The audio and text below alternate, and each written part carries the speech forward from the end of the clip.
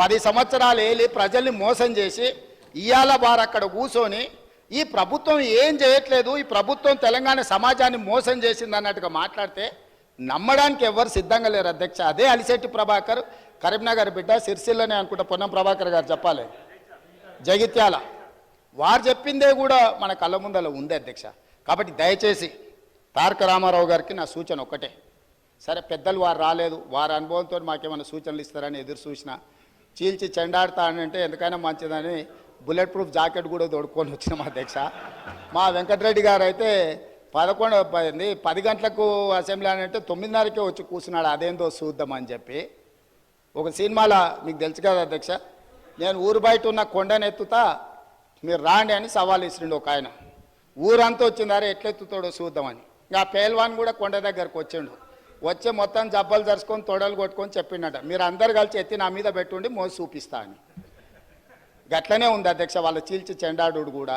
కాబట్టి దయచేసి ఇప్పటికైనా సబ్జెక్ట్, ఇప్పటికైనా ప్రభుత్వం అధ్యక్ష, ఈ ప్రభుత్వం విధానపరమైన నిర్ణయాలు తీసుకుంటుంది, ఈ ప్రభుత్వం పాలసీలు తీసుకొస్తుంది, ఈ ప్రభుత్వం రైతు పాలసీ తీసుకొస్తుంది, అంటే వ్యవసాయ పాలసీ తీసుకొస్తుంది, ఈ ప్రభుత్వం స్పోర్ట్స్ పాలసీ తీసుకొస్తుంది, ఈ ప్రభుత్వం ఆర్టిఫిషియల్ ఇంటెలిజెన్స్కు సంబంధించిన పాలసీ తీసుకొస్తుంది, ఐటీ అండ్ ఇండస్ట్రీస్ పాలసీ తీసుకొస్తుంది ప్రభుత్వము, ఎనర్జీ పాలసీ తీసుకొస్తుంది ప్రభుత్వము. మేము తీసుకొచ్చే పాలసీలల్లా మీరు సలహాలు సూచనలు ఇవ్వండి. ధరణి మీద కూడా మేము పాలసీ తీసుకొస్తాం. ఇవాళనో రేపు మా రెవెన్యూ శాఖ మంత్రి గారు ఇప్పటి వరకు చేసిన ఎక్సర్సైజ్ అంతా ధరణి రిలేటెడ్ కూడా, దానికి సంబంధించి ఏమేమి విషయాలు పాలసీ మేము తీసుకురావాలనుకుంటున్నాం తప్పకుండా మా మంత్రి గారు చెప్తారు. వారు కూడా ఏమైనా సలహాలు సూచనల అనుభవం ఉంటే వారిని ఉపయోగించాల్సిందిగా 2 గంటలు తీసుకున్నారు అధ్యక్ష. 2 గంటలు సరిగ్గా 2 గంటలు మాట్లాడినారు.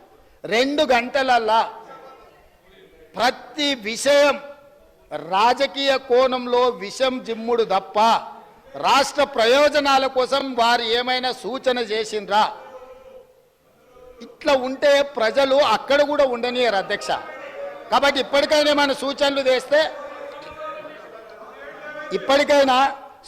చేస్తే తప్పకుండా, ఎందుకనంటే వాళ్ళు 10 years ప్రభుత్వంలో ఉన్నారు, తెలంగాణ స్థితిగతులు ఆర్థిక వనరులు వాళ్ళకి తెలుసు కాబట్టి డెఫినెట్గా వాళ్ళ ఎక్స్పీరియన్స్ నుంచి రాష్ట్రానికి ఏదైనా ప్రయోజనం ఉంటే డెఫినెట్గా తీసుకుంటాము.